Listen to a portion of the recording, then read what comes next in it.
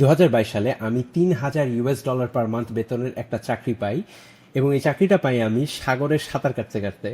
আজকে এই ক্রেজি স্টোরিটা নিয়ে আমি একটা ছোট ভিডিও বানাবো আপনাদের জন্য। এই প্রসেসটা থেকে আমি 3টা খুব ইম্পর্টেন্ট জিনিস শিখি যেটা আপনাদের জন্য অনেক উপযোগী হবে, স্পেশালি যদি আপনারা চাকরি খুঁজছেন এখন। সো হ্যাঁ, 2022 সালে আমি তখন ইন্দোনেশিয়াতে থাকি। আমি তখন গোজেক নামের একটা অনেক বড় কোম্পানিতে চাকরি করছিলাম। গোজেক যারা জানেন না, হচ্ছে আমাদের দেশের পাঠাও অথবা উবারের মতো। তারা ইন্দোনেশিয়া ফর্মড একটা company, but Singapore, Vietnam, Philippines অনেক অনেক দেশে গোজেক আছে। গোজেকে আমি 2019-এ জব পাই এবং আমি 2022-এর সেপ্টেম্বর পর্যন্ত আমার একটা কন্ট্রাক্ট ছিল। সো জুন জুলাই এই সময় আমার যখন কন্ট্রাক্ট শেষ হয়ে যাবে, তখন আমাকে বলা হয় কোম্পানি থেকে যে ওরা আর আমার পজিশনের জন্য কোনো ফরেনারকে রাখবে না, বিকজ তারা এখন একটা পাবলিক কোম্পানি হয়ে গেছিল, অনেক রিজনস ছিল। এবং তারা আমাকে বলে যে you should start looking for jobs. So আমার প্ল্যান ছিল তখন যে ইন্দোনেশিয়াতে থাকার। সো আমি ইন্দোনেশিয়ার অনেক কোম্পানিতে অ্যাপ্লাই করছি, অনেকজনের সাথে কথা বলছি, অনেকগুলো ইন্টারভিউ দিছি, বাট ওই সময় আমি তখনও চাকরি সিকিউর করতে পারি নাই। ওই সময়টা আমাদের ওয়ার্ক ফ্রম হোম চলছিল। সো আমি আমাদের হেড অফিস যেখানে ছিল জাকার্তা, ওখান থেকে অনেক দূরে আমি বালি আইল্যান্ডে, যেখানে অনেকে হলিডে করতে যায়, ওখানে ছিলাম কয়েক মাসের জন্য।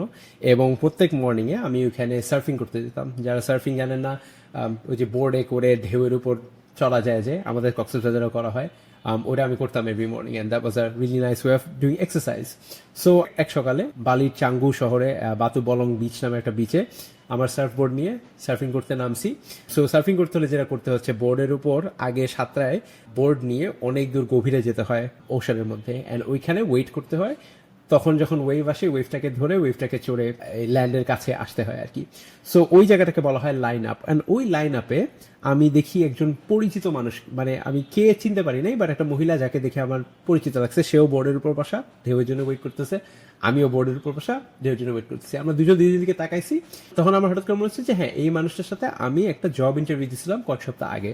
অ্যান্ড সে ছিল অনেক বড় একটা মানুষ। সে হচ্ছে ইন্দোনেশিয়ার একটা কোম্পানি জেনডিটের সিওও। তার নাম হচ্ছে টেসা বিজয়া। আপনারা হয়তো গুগল করে দেখতে পারেন। অনেক ফেমাস এবং অনেক রেকগনাইজড একজন ফাউন্ডার। সে টেক ইন্ডাস্ট্রিতে অনেক বড় একটা নাম সাউথ ইস্ট এশিয়াতে। সো তার সাথে আমি 2 সপ্তাহ আগে একটা ইন্টারভিউ দিয়েছিলাম এবং আমাদের ইন্টারভিউতে গল্পটা খুব ভালো হয়েছিল। তার সাথে আমার অনেক ভালো বন্ডিং হয়েছিল। ইভেনচুয়ালি সে আমাকে চাকরিটা অফার করে নাই, বিকজ তাদের কোম্পানিতে ছাঁটাই হচ্ছিল তখন, সে বেসিক্যালি ওই পজিশনের জন্য আর হায়ার করে নাই। কিন্তু আমাদের হোয়াটসঅ্যাপে কথা টথা হয়েছিল এবং ওভারঅল আমার ওনার সাথে কথাটা খুব ভালো হয়েছিল। সো আমি তাকে দেখেই চিনছি, যেহেতু সামনাসামনি ফার্স্ট টাইম দেখতেছি। তাকে গিয়ে হাই বলছি যে হাই, মাই নেম সিফাত, আগে কথা হয়েছিল, and she remembered me as well. তো তখন গল্প করতে করতে হঠাৎ করে অনেক বড় একটা ঢেউ আসে, আর আমরা দুজনের একজনও রেডি ছিলাম না ঢেউটার জন্য। সো আমাদেরকে একদম ওয়াশ আউট করে আমরা কয়েকবার ডিগবাজি খাইছি পানির মধ্যে, ওইরকম অবস্থা। তখন আমরা ঢেউটা চলে যাওয়ার পরে দুইজন বোর্ড ধরে নিঃশ্বাস দিতেছি, কারণ অনেকক্ষণ পানির নিচে ছিলাম, just were catching our breath. And ওই সময় হঠাৎ করে তার মনে আসছে যে ও, তুমি তো চাকরি খুঁজতেছিলা, and she asked me like, did you get a job yet? And I said, no, I'm still looking for jobs. So তখন হঠাৎ করে তার মনে আসছে যে ও আচ্ছা হ্যাঁ, I have a friend who is hiring for a company. I think he might want to talk to someone like you. And I was sure, আমি আপনার সাথে ফলো আপ করবো as soon as I go back. So তখন আমার আর পানিতে তার সাথে দেখা হয় নাই। আমরা আবার একটা বড় ঢেউ আমাদেরকে পুরো খায় ফেলছে। সার্ফিং করার সময় এটা হয়, অনেক বড় বড় ঢেউ আসলে যদি if you are not ready, আর আমরা আমি অত ভালো সার্ফার না, you can get washed out. আমরা এটাকে বলি ওয়াশিং মেশিন, যখন পানির মধ্যে আটকায় যাওয়া হয়। সো আমি অনেকবার মাইল মুইর খায় পানির মধ্যে কোন রকম সার্ফিং করে আবার ফেরত আসি। আমি পানি থেকে বার হই, বাইকে গিয়ে আমার ফোনটা নিছি, ফোন নিয়ে ওই অবস্থাতেই আমি তখন তাকে টেক্সট করছি যে hey, nice meeting you again, here's my CV. আমি স্ট্রেট একটা সিভি রেডি ছিল, ওটা পাঠিয়ে দিয়েছি। I would love to speak to your friend who is also hiring for a similar role. So ওই ফ্রেন্ডটা একটা স্টার্ট আপ কোম্পানি ছিল, তার সাথে আমি দেখা করছি, 2-3টা ইন্টারভিউ রাউন্ড দিয়েছি এবং ইন্টারভিউতে খুব ভালো করছিলাম। And eventually I got the job offer. ওই জবটা আমি নেই নাই, বিকজ আমার আরও একটা জব অফার ছিল যেটা আরও বেটার ছিল, আর ওই কোম্পানিটা আরও বেশি প্রমিসিং ছিল। So I ended up working there. ওটা সিঙ্গাপুরে ছিল, অ্যান্ড ওটাও আমার গোলসের সাথে একটু অ্যালাইন ছিল। কিন্তু এটা আমার খুব ইন্টারেস্টিং একটা কাহিনী ছিল যে আমি লিটারালি সমুদ্রে সার্ফিং করতে গিয়ে একটা চাকরি পাইছিলাম। অ্যান্ড এই এক্সপিরিয়েন্সটা থেকে আমি কয়টা জিনিস শিখতে পারি, অ্যান্ড এই লেসনগুলো আমার আগে থেকেই জানা ছিল, কিন্তু এই এক্সপিরিয়েন্সটা আমাকে আবার রিইনস্টেট করছে, আমাকে আবার শিখাইছে এই লেসনগুলো।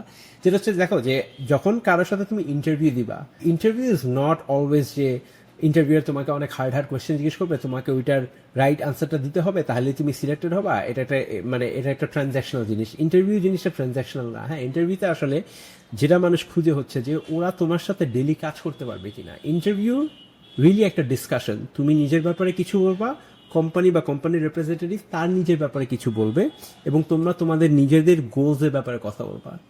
এবং তোমাদের গোলস যদি একসাথে অ্যালাইন হয় তাহলে তোমরা ডিসকাস করবা যে একসাথে কাজ করা উচিত কি না। এই মাইন্ডসেট নিয়ে আমাদের অলওয়েজ ইন্টারভিউতে যাওয়া উচিত। ইন্টারভিউতে মানুষ অনেক ভয় পায় ইন্টারভিউ নিয়ে ইন্টারভিউতে যাইতে। ইন্টারভিউ ইজ সিম্পলি একটা conversation for you to get to know someone. এটা কিভাবে ট্রিট করবো। So that's lesson number 1, right?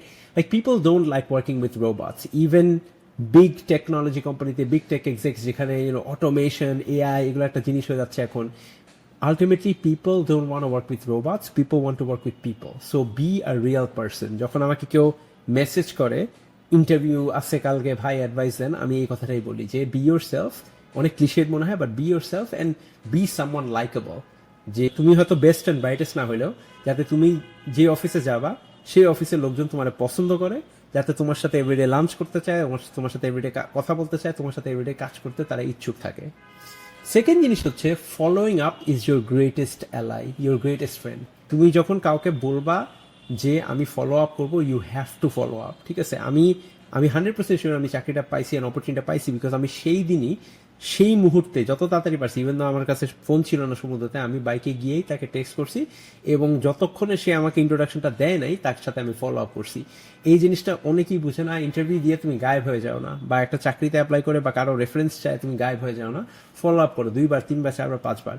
যারা ওয়ার্কিং প্রফেশনাল তারা কোয়াইট অফটেন অনেক বিজি থাকে, তারা হয়তো একবার মেসেজ করলে তারা হয়তো দেখছে কাজের মধ্যে ভুলে যাবে, বা তার হয়তো এক সময় মাইন্ডসেটটা এমন থাকবে যে না ধর এই মেসেজে রিপ্লাই দিয়ে আমি কি করব, কিন্তু অন্য সময় সে যখন আবার তুমি ফলো আপ করবা তার হয়তো মুডটা একটু ডিফারেন্ট থাকবে, মাইন্ডসেটটা ডিফারেন্ট থাকবে যে আচ্ছা না ঠিক আছে আমি একটা ফরওয়ার্ড করে দিই সিভিটা। সো এই জিনিসটা মনে রাখবো, যখনই কাউকে তুমি কথা দিছো যে তুমি করবা, তুমি you do that thing and you need to follow up as much as you can. এটা এনি ডিসিপ্লিনের জন্য খুব ইম্পর্টেন্ট ফলো আপ করা। থার্ড জিনিসটা হচ্ছে when someone puts in a word for you, do not let them down. যখন কেউ তোমার সিভিটা ফরওয়ার্ড করে অন্য কাউকে দিবে, তুমি নিজের রেপুটেশনটা অন দ্য লাইন না, তুমি যেই মানুষটা তোমাকে ট্রাস্ট করছে, তোমার সিভিটা নিয়ে ফরওয়ার্ড করছে, তার রেপুটেশনটা তুমি অন দ্য লাইন ফালাইতেছো। সো তোমার এইসব কানেকশনে যেসব চাকরির লিঙ্ক পাবা বা কানেকশনগুলো পাবা, তাদেরকে তোমার 200% এফোর্ট দিতে হবে। আমার কন্ট্যাক্টটা যখন সে ফরওয়ার্ড করে দিচ্ছে তার ফ্রেন্ডকে এবং তার ফ্রেন্ড আমাকে যোগাযোগ করছে, আমি তার ব্যবসার ব্যাপারে ওই বিজনেসের ব্যাপারে কিছু রিসার্চ করছি, রিসার্চ করে ভালো মন্দ সবই পাইছি। আমার প্রথম থেকেই হয়তো অতটা ইন্টারেস্টিং লাগে না এই জবটা, কিন্তু আমি তাও পুরা ইন্টারভিউ প্রসেসটা করছি এবং 100% এফোর্ট দিয়ে করছি। আমাকে অনেক বড় একটা অ্যাসেসমেন্ট টাস্ক পাঠাইছিল, যেখানে আমাকে অনেক রিসার্চ করে একটা বড় প্রেজেন্টেশন বানাতে হয়েছিল ওই চাকরিটা পাওয়ার জন্য, এবং আমি পুরাটাই করছি। ইভেন তো আমার হাতে আরো একটা জব ছিল, নট জাস্ট বিকজ যে আমি অ্যাপ্লাই করতেছি ওই চাকরির জন্য, বাট টেসা বিজয়া যে হচ্ছে একটা বড় বিশাল কোম্পানি সিওও, তার রেপুটেশন আমি অন দ্য লাইন রাখতেছি কারণ সে আমাকে রিফার করছে।